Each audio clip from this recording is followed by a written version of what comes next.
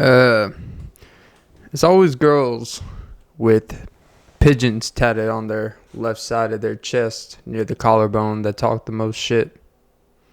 I guess they really just say dumb shit with their chest. Only if they knew how to clear up their windshield when it gets cold outside or hot and it gets misty on the windshield and they're like, I don't know what to do. True story. It's alright. I had an instance one time where my windshield fogged up because it was actually really hot and dry at nighttime. It was an old vehicle. And that's when I found out, wow, this is why having air conditioner that works matters. Gotta love the dreams of your, well, not technically your first car, but your first car that wasn't stolen from you. Young love.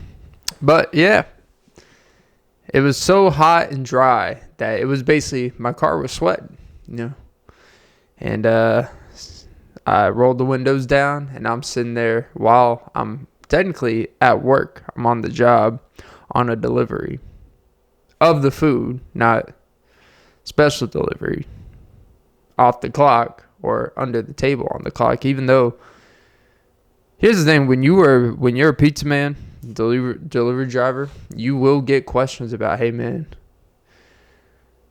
especially when they pay cash, right? They'll be like, hey, I don't have any cash on me, but hey, I give you a little something. And at first you're like, am I being recorded right now? Like, is this like one of those terrible openings for one of those videos? And it's like, no. But you will get offers for everything but money. People order stuff and think they're going to change the wave of how the market works and be like, hey, I don't have any cash. I know you guys told me it'd be $24.13 over the phone, but I got something that's technically valued more. Want my Nintendo GameCube? And you're like, you could literally just sell this Nintendo GameCube for like $80 online. And then you could be able to afford this $24 fucking pizza and have some change left over. But yeah.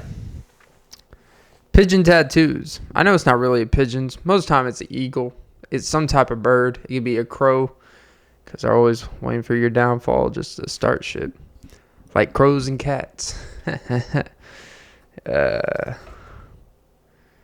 hey, welcome to the crow's nest. Oh wait, that's just my web of jizz on your face. But yeah, welcome to episode 243 of the Often Be Podcast with Clint Nelson. I'm your host, Clint Nelson.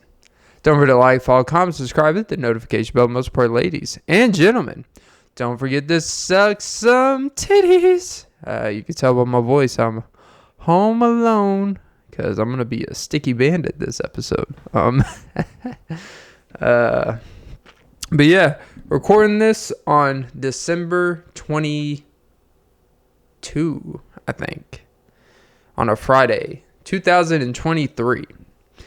It's the most wonderful time of the day, 'cause I'm all by myself and I'm not getting bitched at by people who don't want to do their job. I'm kidding. But yeah. For the archives, December 22nd, 2023, blah, blah, blah. Oh, yeah. Shit. And don't forget to suck some titties. It's mandatory. I would say if I ever owned a business, I would make that our mandatory slogan. But I feel like some people may take it literal and be like, say less. And be like, hey, it's a slogan here. Whip it out. And she whips out something else and surprise, bitch. And you're like, ah. See, that you gotta be careful when you tell someone to whip it out, because you can't just assume it's what you think you're asking for. Wow. Jesus, this still hits Today's Ghost Energy drink, or drink of the day, to give you this lovely energy, is Ghost Sour Green Apple. And that shit is sour. Sour like rocket power. Because, baby, you're my favorite thing to drink because it is happy hour. And you put a smile on my face. I don't know if I have game or if I'm just corny as hell. Either way, it don't matter. When you're wearing all black, you kill that shit into a funeral. They say I'm so underground. Well, welcome to Atlanta. I'll put you 6 feet under. And now you do wish I was Santa. Because you're going to need more than a few gifts under your chimney. With those hospital bills and psychiatric help that you need. Yeah. Goo goo gaga. Lady.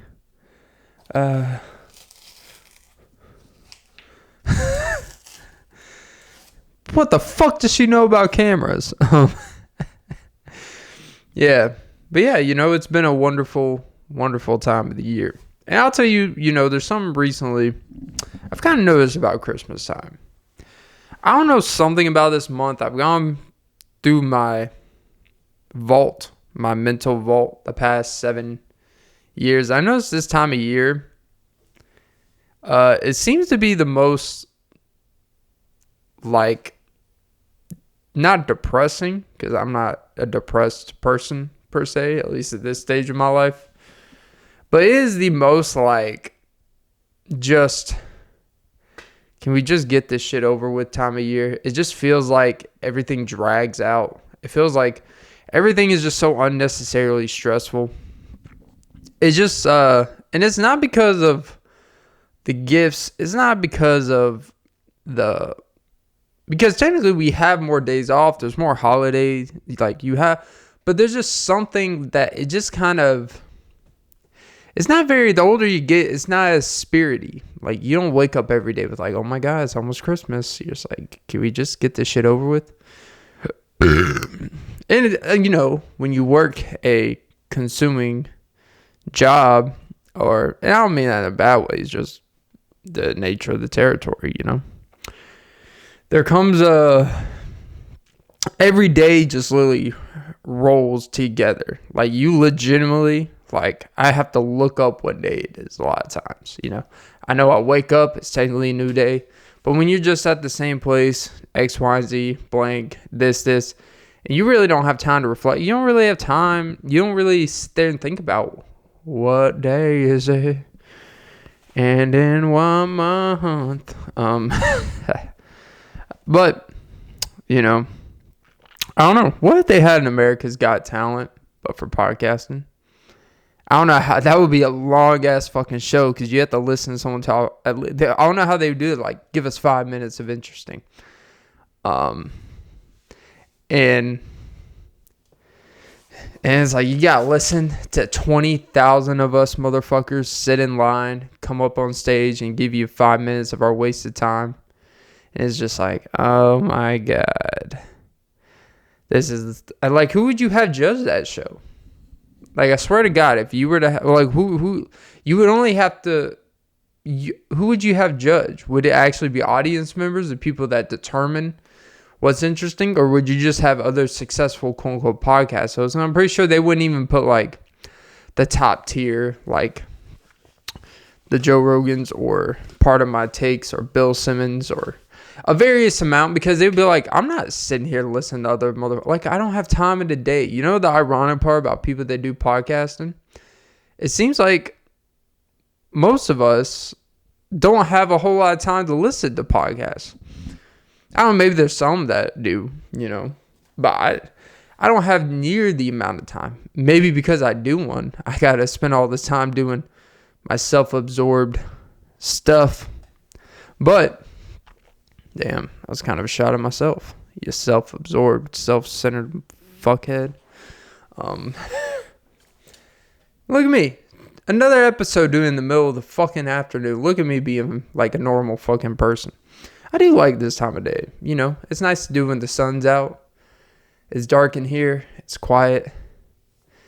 You look at a wet spot because that's where you just cleaned up cat poop because you didn't even poop there. She just scooped it out of the litter box and said, clean it, bitch. And you're like, damn. It's kind of a power move. It's kind of claiming her territory. And then I fed her treats after. Not exactly a good award to punishment scenario.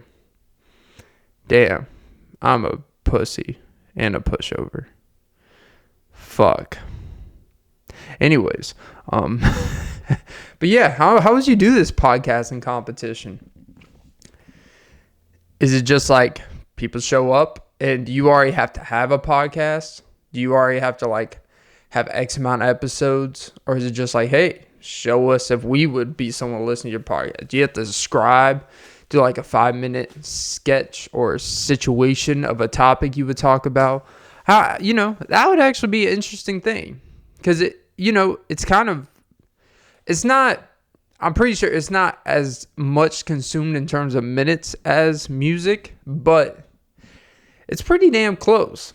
Like, I would rather, I think it would just get kind of monotonous because you're just kind of listen. Like, the thing about those stand-up American Got Talent shows type of thing is that, like, it's pretty obvious. Like, someone has a style. You could get a gauge off of one joke how someone is. And, like, oh, I find it funny. I like this person. You know, you like the energy they give.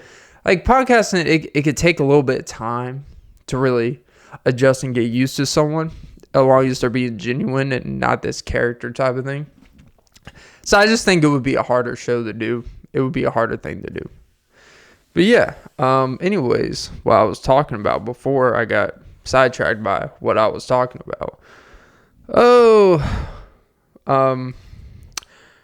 I love the way I talk down yonder. But yeah, that's the thing. Yeah, so like the Christmas time of year, I go these 5-minute tangents. This is why I need the producer just to edit and move my shit around. Like, stop going all over the place. We can't do the fucking timestamps, you sack of shit. And you're like, ugh. I'll put a stamp on your waste of time. That was terrible. But I've seen some bad tats from behind. I don't mean in that way. I mean literally like standing behind someone in line, and you're like, really? Now, I'm not a judger. I'm not a tattoo judger. Like, I don't have the greatest tattoos. Like, I hide it. Not because of what it says. It's not because there may be a pronunciation. Looking back, I'm like, I'm not 100% sure to this day if that's the right pronunciation for that word. The location is kind of sus. I ain't gonna lie to you. But I wanted it to be in a place where I could cover it up and it won't stop me from getting a job. And it's just words. It's not like, a freaking, Yoshi tattoo. Not that there's anything wrong with those type of tattoos. I'm just saying I'm not getting a Yoshi tattoo on any part of my body or anything green. Except if you want to shit on my chest. Still not worse than your pigeon. It stands for caregiving. Can you care covering up? Because you're giving me some bad vibes. All right, I'll stop. Just imagine when you go old. Then when you get older, you need a caregiver.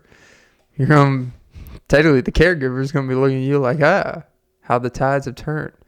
You dumb bitch. I know it feels like I'm attacking. I have no problems with chest tattoos, upper collarbone. Typically, I find them very attractive, to be quite honest with you. But if we're out in public, you better cover it up. I'm kidding. But yeah, no, anyways, so back to the feels. Let me tell you how I feel. Damn, that was a good note. But yeah, Christmas. I think Christmas does. It makes you reflect. Not on the past year, Not like that this just, I think honestly, like, who actually sits there and be like, how was my year from January 1st to December 26th this year? I don't think people really like breaking that down like that. Because, like, it goes by so fast that you can't really, like, you key parts like, oh, I got married.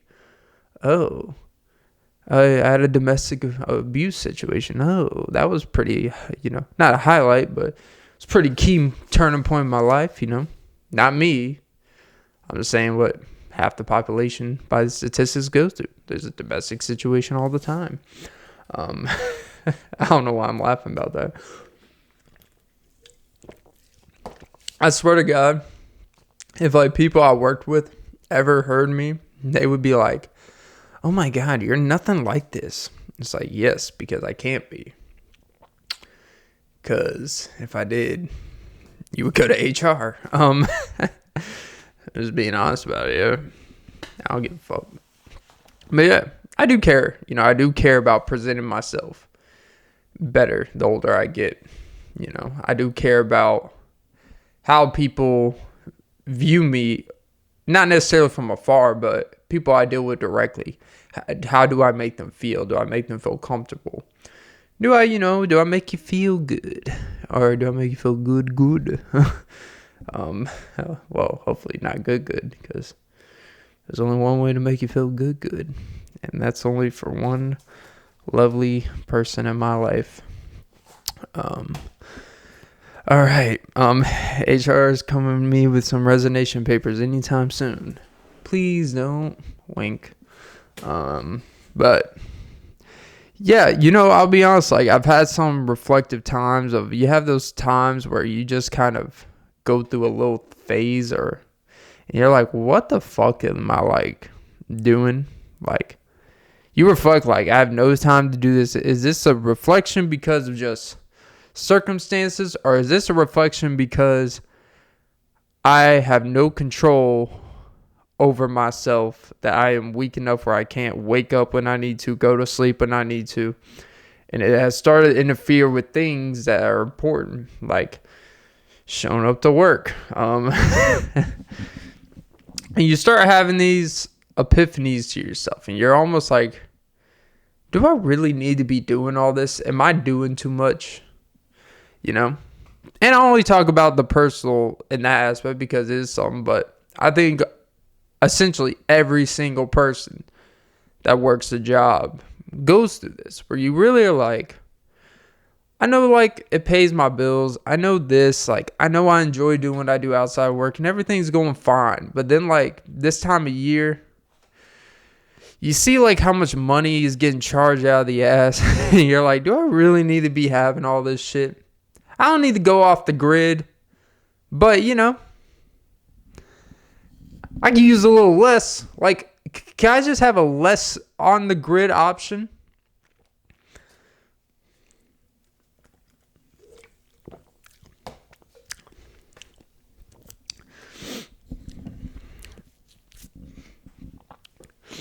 And for the audio, no, I'm not sniffling, crying. I'm legitimately, this sour green apple. Wow. Jesus. I can't film my face when I'm doing this episode, and I kind of love it. Damn, I want to get back into, it sounds weird to say I want to get back into drinking, because that sounds bad, but it's not real like I want to drink. It's just like, if there's a time to actually like justify, because look, I can have, not an issue, but sometimes I go through where I drink for a period of time and then I don't. So I can stop when I want to. There are times where I just kind of want to. Sometimes I do think it's important to completely separate your mind from reality, right? No one shames people for going on spiritual retreats, sitting in a dark room for 2 weeks like Aaron Rodgers did to completely find a new meaning in life. No one complains when people get high, smoking this, doing this drug, this and that and the other, to completely put their mind in a separate place. But if you like drink one, people think you have like this huge ass like, oh. It's like people have been drinking since the beginning of time. It's actually part of cultures. Like, when kids drink at a young, like, But it's this weird thing where, like, whatever your method is to distract your mind, because sometimes I do think there is a thing, like, there's a reason why there's a heavy, quote-unquote, push on psychedelics. Because, you know, as corny and as wizardry as it may sound, I do think once in a while it is important to completely disconnect your mind from the present, have it inebriated, go somewhere else. And then when you come back, typically you realize, you know what? The reality is not all that bad, because the things I had to do, the hangover, the crazy time lapse, the time zone shit, or what's it called? Jet lag that you have coming back once you recover and all this stuff wears off. And you realize, like, you know what? It was nice to go. It's like going on vacation. It's nice to go for a couple days, a week. But once you're on vacation for too long, it's not really a vacation. You just realize I'm literally just wasting money. And you realize it's called a vacation. You go to spots that really, we've done all I can do. I've gone to the beach every fucking day. Sat by the pool. Drank a few IPAs. Went to this place, tried new restaurants and all this shit, and I just spent $4,000 in a week, and I haven't even traveled back, and I have a couple $100 left in my account. A vacation is supposed to be a getaway, and then when you come back, you know, you're in a stronger place, and typically you're in a weaker place. Well, I guess I just made the case for not inebriating yourself and separating your mind. But the point I'm trying to make is we need to stop, like, shaming how people disconnect from our current state and not shaming people. Like, no one's, well, I shouldn't say, I mean, people will roll their eyes when people do psychedelic, but God forbid if you drink one, I was like, oh, I think he needs rehab. It's like, hey, you know what? Maybe I just like the way I feel. Maybe it just feels nice once in a while. If I work all these hours, why do I need the answer to any of y'all? Like, why do I need the answer to anyone of how I go about my personal business, as long as I'm standing on my business, as they say? As long as you're taking care and it doesn't make you lose your job, it doesn't make you, you know, say fuck it. It doesn't make you do completely stupid shit. You do it in a controlled environment. Who gives a fuck? Everyone has things. I have more issues with people that completely don't have anything that, quote unquote, they do that is a vice in some sort. Because one, I think you're lying out your ass, and you trying to be like, oh, my reality is so great. I was like, no, you know what? I don't know. All I'm saying is, this time of year, and I notice that every year, like, I start, like, getting into this weird, numbing, don't give a fuck about anything type of space where, and I have to constantly make decisions to make sure I'm still being a good person, still being considerate and stuff like that. Because I know it's not the right thing to feel. Because I'll be honest, like, I've legitimately just, like, thought about just saying fuck it and quit my job, right? And it has nothing to do with the stress of the job, because honestly, I don't really prioritize stress at my job or any job I've ever had. Jobs, in my opinion, it's all about how you process it. Stress in general, in my opinion, I'm not going to speak for everyone. Stress is really all about your process of it. And it's typically because of how lackluster control, or how you don't trust the fact of what you're doing is going to get yourself out of it, right? Or you just kind of channel it in a way that's more problematic than what it is, right? But it's just because, it's call me a hippie. You know, I know I look like Tarzan and Hercules. I know, oh, he's such a self-disciplined, never complains guy, whatever bullshit. You know, sometimes it's just like, I'm just like, fuck it. Like, I don't need to do all this shit to be happy. I don't need, like, honestly, man, like, I want to be a professional sports gambler so I could just have that to make money, do this to eventually, hopefully, make a living, makes an income one day doing. But if I was just a gambler, Like, if I had enough of a starting income, if I just had like a pot of like $5,000 and incrementally build that up, and like, that's all I did to make money, dude, life would be the fucking greatest. That is the real reason why they shame gambling, right? I know, here's Clint going on about gambling, but now that I'm in the mode, fuck. Because they do not want someone sitting on, quote unquote, their ass, spending a few minutes, 10, 15, 20 minutes, putting in some shit to make hundreds, thousands, tens of thousands, and if you're really up there, hundreds of thousands of dollars in one fucking day, in a 3-hour span, depending on how the games fucking last. That, and the weird part of these sites now is that they can actually just ban you if you are winning too much, or limit how much you can bet to limit your earnings, which sounds like, but no one talks about that. Like, that's malpractice, because like, oh, they're cheating. It's like, you guys are always winning. The casinos, the gambling, you guys are always winning in the house. One person winning an exceptional amount of money is not putting you in the negative, because everyone else is dumb as fuck and they're going to lose their money, right? But, which reminds me, it's $50 Flex Friday. Protected. I can tell you something else that's $50 and will protect you. And you may go there on Christmas Day, depending.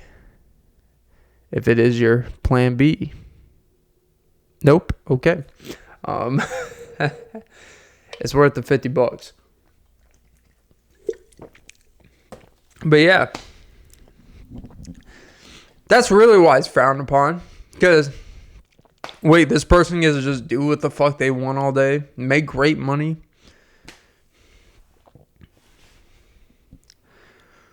No, they're the person that's in the wrong, not the people who are like, oh, to make a living, you need to be working 12 hours a day, 70 hours a week for the average person just to have any savings account by the time you're 35 and not be completely fucked in this world. Or you need to just come across a gold mine of money. Like, you got to kill yourself for your, the development of the economy. It's like, all right. But what if I just don't work, live minimally, and be happy? Like, well, you can't really do that. It's like, but what if I can? See, that's the thing, man. I don't know, like, it's stuff like that that makes you be like, oh, God forbid if people just try to find enjoyment in life, try to just be happy. But yeah, I think a lot of people relate. We go through these times in our life where we just kind of say, fuck it. As I put in one episode, fuck it, put it in the bucket. And look, this is not Clint's kind of going off the wagon wheel, Darius Rucker. But everything will be all right. All right, sorry. Getting a little corny here. But when was the last time you did something for the first time? I don't know. All I know is, I want to be a girl.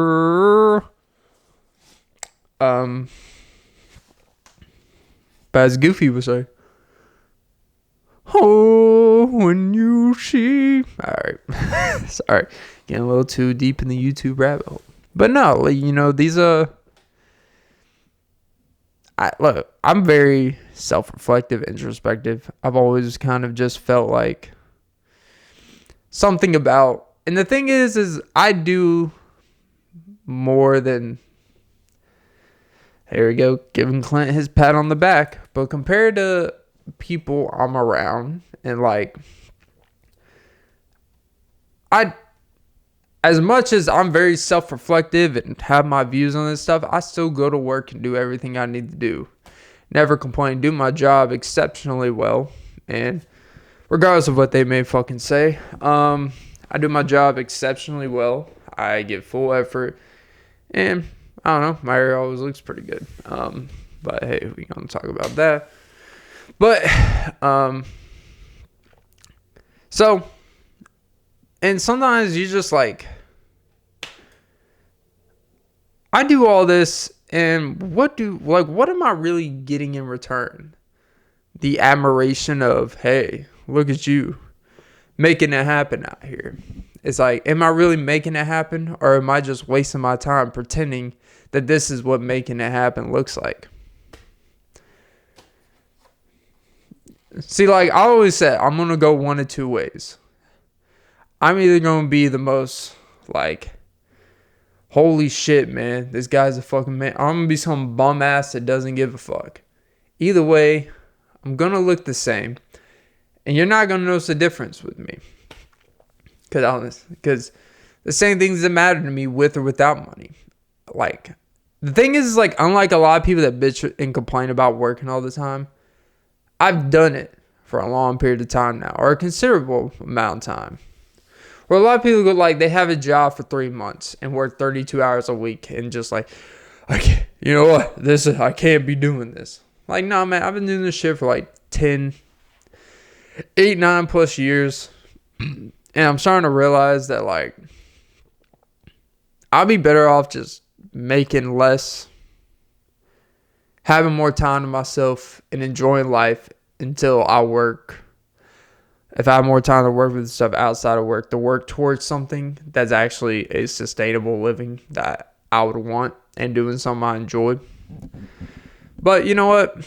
Until then, I'm just going to have to keep betting on the Australian Basketball League. God damn it, Denzel Valentine, you used to be in the NBA. How the fuck do you get 0 fucking points? 0. You were a starter. Starter! I mean, Jesus, I know, you know, you weren't the greatest NBA player, but Jesus Christ, dudes that like don't get minutes in the NBA go over to China, Australia, and average 48 a game. Like, fuck. Emmanuel Mudiay is a god. God.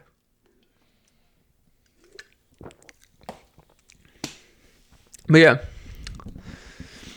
I guess I really am in the mood. Hey. But yeah. All right, moving on to anything else. Tired of talking about me, myself, and I. Actually, that's literally 80% what I do on this show. Talk about me, myself, and I. Probably because all day I care less about me, myself, and I. And worry about how everyone else worries about I. You know, and I'll say this, man. I always get the, you know, I have quote unquote, my resting facial expression is this dude mad, bro? Like, what's wrong with this guy? Like, that's typically my facial expression, right? It's basically like, dude, like, he looks like he's about to, like, fucking just elbow anyone that, like, asks him to get something, right? And then they ask me, they're like, oh, sure, anything you need. And they're like, oh. And they were just asking, are you okay? Like, yeah. Like, you know, like, I'm one of those people that get that a lot. Like, for girls, they call it, you know, resting bitch face. And for guys, for me, please don't ever say I have a resting that face. Just say, like, I would rather you just say I have, like, I'm going to murder the school type of face. Like, I would rather that description, right? Than resting bitch face. Like, don't ever put the word bitch in a sentence with me unless it's yours. I'll put a death sentence on it. All right. Pew pew. I pulled the pistol from behind, call it a back shot. Bam. That is not a song lyric. I just made some dumb shit up. I pistol whip your bitch. Now she got a stitch. Then she made me frown. I call me the Grinch. Alright. That wasn't even good. You better watch your fingers. 'Cause it's gonna feel a pinch. Actually, that's not really a admiration tactic. Anyways. But yeah. The whole like, oh, what's wrong with this person? It's like, no, you know, what's wrong with you thinking something's wrong with me? Like, who the fuck are you think anything's wrong with anyone unless they display that there's something wrong with them? Now, if I snap like a turtle, because someone's bitching at me about something, then yeah, I might be like, hey, fuck it. Then that would be like, oh, well, your demeanor matches your sneezer. Be like, hey, you know what? I was on to something. Be like, yes, I'm an expert predictor of body language. I should start a body language channel about 10 ways to tell if a male is insecure. But you know, I did notice. I noticed like videos on YouTube that are pushed. It's always 5 things that guys need to stop doing. It's like all these things, like 5 things that guys need to stop doing. 5 things to do. 5 things you guys need to stop doing to get the girl. 5 things you need to avoid if you... It's always like, guys, you need to stop doing this stuff. But, and yes, there are channels of males that will just generally bash on women and say everything they don't like. But to make an instructional video of 5 things that women need to stop doing, there's not as many of that pushed. They're definitely not pushed. And I do think it's his regularity. Sorry, conspiracy time. I do think it's his regularity, the kind of push about how this agenda that men are the genesis of the problems with dating, of female and male interactions, because it's, oh, they don't do this. Men, you know, you do this. It makes you all these things. But not as much specific instructional videos are pushed when it comes to the other side. And I really don't think either should be really pushed, to be honest. Because I think all these things are very generic. They're very specific. Everyone could watch a video and recount like, oh yeah, there was an instance with that. It's like, okay. Doesn't change the fact that, you know, your nose has a bunch of blackheads on it. Like, you know, you kind of left that part out for why maybe people can't stare you in the eyes. Like, oh, guys are afraid to make eye contact. It's like, sorry, your nose is very distracting. Like, I'm sorry. And, you know, I can smell and see your camel toe.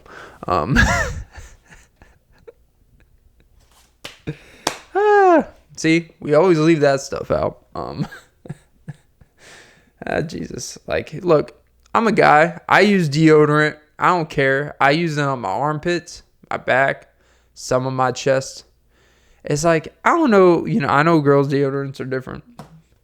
You know, just give it a little swipe down there, like a credit card. Shoom, shoom. And then if it says, failed reading it, do it reverse. Make sure you cover all grounds. Make sure the payment goes through. All right. It's no secret. All right, Clint. I know. I'm just fucking around. But yeah. Give me a little sniff, sniff. No spliff, spliff, as Nelly would say.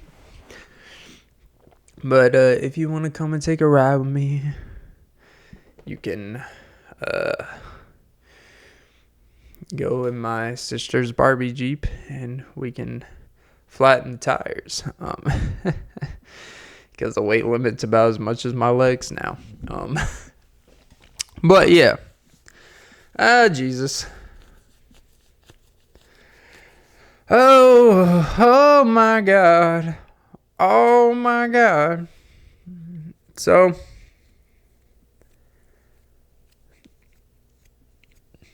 all right. So, yeah, but no, I like, seriously, like, you know, the resting face. It's like, can we just stop like making these projections based off someone's face until like you actually like talk to them and get a feel? Because there'll be people that have nice, joyous, like, and you talk to them and you tell like, they're like, oh yeah, that's cool. And they really just give you get the fuck away from me face. Like, not all open gestures are actually open. You know, I'm not saying go to someone that like looks like they would strangle you, you know, but just don't make this mass judgment. And the first thing you say to someone, be like, hey, are you okay? It's like, I never fucking met you in my life. Like, if it's someone you know, all right, then like, hey, are you okay today? But when it's someone that you've never really communicated with, you may see on a semi-regular basis, you just come up to them and be like, are you okay? It's like, who the fuck are you to think that you're going to solve this issue, Dr. Phil? It's all these like, oh, I just want to let you know you're kind of making me feel like, it just seems like you got a problem. It's like, so if I got a problem, but I'm not causing a problem, what's the problem? Now we got a problem. That's damn. Look at me putting it all together. See, you know what happens to people that try to be problem solvers? They create problems for themselves. Be on the local news and be like the G League player where, he linked up with a girl to kill another ex-girlfriend, I believe. And basically in affidavits admitted it. That's Vegas, baby. Yeah. I don't know a whole lot about that story. I kind of came across it.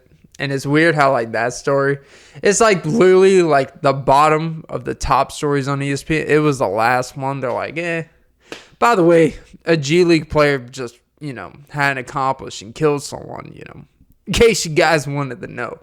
But, hey, this Japanese pitcher signed for $325 million. Whoa! The Dodgers just have this unlimited amount of money. They're literally giving $1 billion+ to two players. One a halftime pitcher and one that's just a pitcher. I'm saying, like, you guys better win, like, 138 games. And, like, better not lose a single game in the playoffs, all right? I know that's not how baseball works. It's not how sports works. But I'm just saying, man. Like, you guys are just, like, and they just traded for another pitcher off the Rays, 6 years, like, 100. Like, Tyler Glasnow is a pretty damn good pitcher. Like,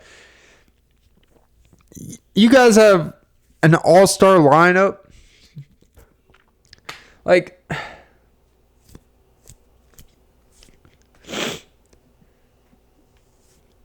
shit's fucking insane, right? And all I hear is baseball. No one watches baseball. Oh, no one shows up to the game. Revenue, this. It's like, you know what? You guys have all this money to give people 13-year deals, $700 million deals, and that's great. Just don't complain to me about how, like, NBA is at an all-time revenue. Football is at an all-time revenue. And yet, football has, you have the highest paid players like Mahomes, and the quarterbacks get paid. Some receivers get paid. Edge rushers get paid. Really good corners get paid. And then after that, there's a middle market for like defensive tackles. Offensive linemen kind of get paid a little bit more than middle if you're like a left tackle. The guards get paid whatever. Centers get paid. Running backs get paid shit. Tight ends are like severely underpaid for what the game is now. Fullbacks are non-existent. And yes, it is the most violent sport. Injuries, non-guaranteed money. But at the same time, it's making a shitload more money. Basketball is making an all-time amount of money in this sport. The players get paid very well across the board. Even average to below average players get paid really well now. You'd be surprised. Like, I was looking up the Magic, and I was like, I don't remember who the player was. I'm like, wait, this person is getting paid $17 million a year? Holy whoa, hey. All right. Good for them. But it was not a player that I was like, oh, okay. It's like, even for today's market, $17 million is pretty damn high.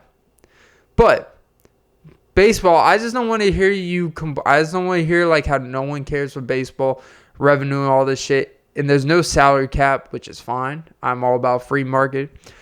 Just if you're able to give all these contracts on one team, you don't have an overall revenue issue. You have poor ass motherfuckers as owners issue or cheap ass motherfuckers as issues. Like,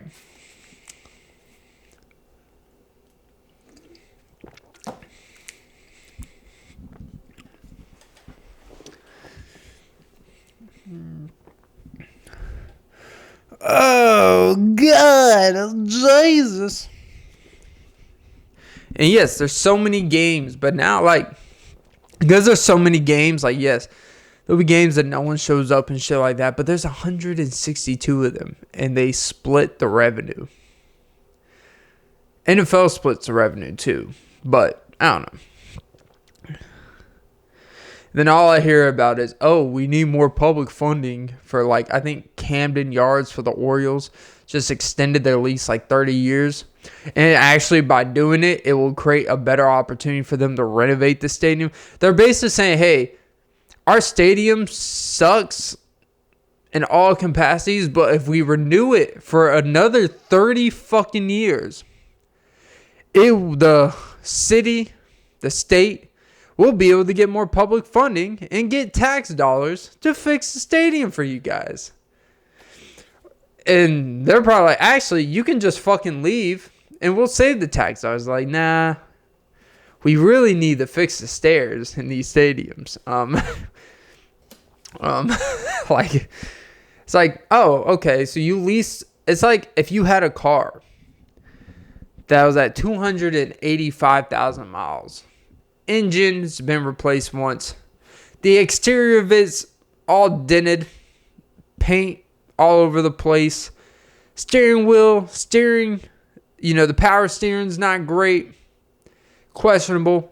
Battery is mid. It's got a lot of issues with the car. Alignment shit. Rusty wheels. Yeah, you could fix it all. But by the time you fix all, you're like, I could have just bought another vehicle, moved to another place, got a passport, moved to Colombia, got married, and used all that money to have a wedding instead of putting it into this car. And so, instead you just renewed 30 years of misery just so you can get more funding, get more money. And, now we'll take you serious because now we could profit off the next 30 years of your stadium being here. Sounds great. But, yep, that is business standing on business. And, boy, I got to pee. I do miss, like, going to baseball stadiums. I've literally only been technically, I've been to a couple. But it feels like nowadays, when you go to, like, sporting events, the public restrooms are actually, like, too renovated. They're too new. They're pretty clean. I miss the old days of going to, like, now when you go to SunTrust, it's like everything's automatic. Like, there's not a huge line in the bathroom. It feels more like when you're in a bathroom, it feels more like you're in a department store bathroom than you exit. It's like, oh, wait, I'm at a baseball stadium. Like, it's too, like, air conditioned well. The doors are closed. You can lock doors and shit, It doesn't smell like horrendous. I miss the old, like, younger, like, if you went to the bathroom at Turner Field, the urinals were horrendous. And, like, it was just an open season, like 10 urinals, everyone's side by side, no divider, just everyone's right there. You look over, whoopsies, I saw it all. And, like that, the line, the looseness of just like, it felt like you were in the city, but you were in a bathroom at Turner Field. And I feel like that was part of the experience of going, like, it's like this open community. It's kind of like this down-ridden, trodden. There's something to like an old feel to a stadium that makes it feel like, this is how humans are supposed to exist, Now everything's like so perfectly separated, clean stalls and shit. Most of the times the sinks didn't even work or they were messed up. But nowadays everything's like too up to date. They actually got like name brand, like Kohler, I think Kohler, like toilets and shit. Like, the type of toilets back in the day, you'd be like, I'll just wait till I get home. And you hold it in for a good hour and a half. But it is worth the holding. Because the alternative is getting something. More likely. You are in the ATL. But yeah, things are too new. Like, like McDonald's nowadays, everything is too renovated. Like, I will say this, right? Like, I don't go to Wendy's, but there was this Wendy's. It had the old Wendy's feel, the brown, had like the brown outside layout, and then just a simple Wendy's and the simple italics. Where now it's like the Wendy's logo now is like this super renovated with the Wendy's woman in between the sign with the white font Wendy's, and it's all like kind of crisp and clean. A junior bacon double cheeseburger just tastes different from there compared to the Wendy's with the old layout. I don't know what it is. I don't know what it is. Maybe it's the same workers that's worked at that same Wendy's for 20 years that's keeping the recipe, that's keeping the feeling alive, the nostalgia. And all these new people they hire, they just don't have that passion. They don't give a fuck how they put it together. They don't care how they layer the shit, you know? It's like, you know, it was an observation I had last night. And my girlfriend, she was like, this is how I know you used to. Like, I used to tell her, and I didn't exaggerate. Like, I used to eat Taco Bell every single night years ago when I was, you know, I was a big boy. But every night I get off work, it was this Taco Bell. It was like 4 a.m. near where I lived. I'll try to get there by 3 a.m., get a box with an extra something. And I was explaining to her because we got Taco Bell for the first time last night in like a long time. And with every box comes that 5-layer burrito. Now, I don't know if you guys ever been to Taco Bell, but everyone will know exactly what I'm saying if you've gone there long enough. The 5-layer burrito is never the same thing every time. And what I mean, I'm not talking about like, oh, what layer? Like, it's literally, it could be 3 things, it could be 7 things, and it could not always be the same things. One time you may get a shitload of beans, some cheese, and rice, and it'll be a burrito within a burrito, and that's it. Sometimes you'll get lettuce, tomato, sour cream, this chipotle sauce, this tomatoes, some Fiesta Supreme, and sometimes you'll just get beans. And that's it. It is the most depressing burrito ever. It is never the same thing. That's kind of the beauty of it. You could go to the same Taco Bell 5 days straight. It could be the time of day you go there. I don't know what it is. They don't have like a orientation when they teach people how to make this stuff. Everything else is typically the same. You know, you get a taco, supreme taco, it's going to be relatively the same. Even like a chicken chipotle melt, all a quesadilla, it's going to be consistent. Something about this 5-layer burrito just confuses everyone. Like, I think it's just like, I think they basically tell someone, like, it doesn't really matter. Just put 5 things in there, and you'll be fine.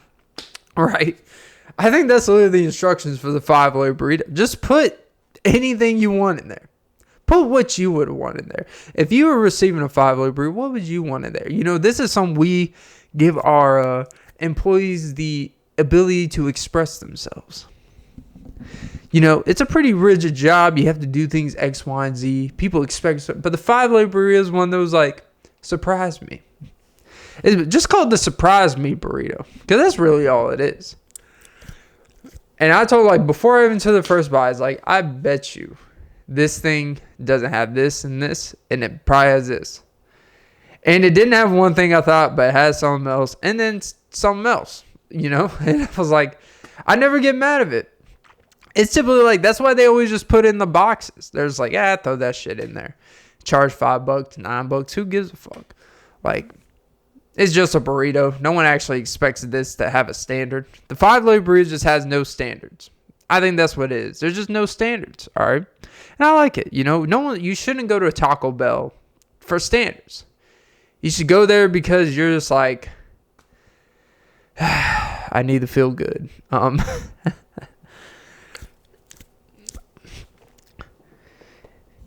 after I ate, and it was good. Like, you know, it was pretty good. They made the food well. Taco Bell was a nice visit. And I was like, I ate that. And I'm like, I ate the box and some of it. And I'm like, I don't know how I used to do this every fucking night, essentially. Because my stomach wasn't hurt, but it was kind of tight. I was like, I literally just needed to lay down and do nothing. I'm like, wow. I don't know how I did this every night, man. I was kind of like disappointed in myself. Like, man, have I lost it? You know, it's weird to say you lost it from not eating bad food all the time. But it's like, damn, like, have I turned into one of those people that, like, they can't even have, like, a couple shots of tequila without, like, getting sick or, like, whoo, oh, hey there, Jenny. Let me rub that little nice bum of yours. You know, you can't hold it anymore. You know, you don't want to be one of those people that lose it. Like, you got to hold on to something. Like, am I getting old? Is my body like, hey, man, you take too good a care of yourself to do this to me. I fucking hate you. And I was like, I'm sorry, you know. Times are stressful. But yeah, I guess the moral of all that is the 5-layer burrito.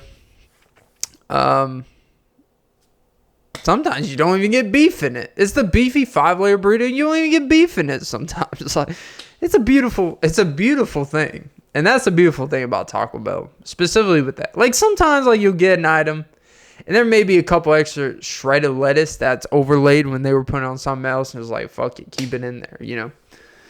And that's typically a compliment. Like, hey, I like lettuce. But something about the 5-layer burrito. Here, I've gone 7 minutes on the 5-layer. I don't care where you go in the world. I don't care. I don't care if it's at your local Taco Bell. Go to a travel stop Taco Bell. Go to Ecuador, where they have a complete different menu. You eat a 5-layer burrito. It is just a freedom of expression. That is their art. All right. That's all I got to say about that. But yeah, I think I'm going to end it there. I enjoyed this episode. Woo! Woo! I like doing it mid-afternoon. But yeah, guys, that was episode 243 of the Off the Beat podcast with Clint Nelson. I'm your host, Clint Nelson.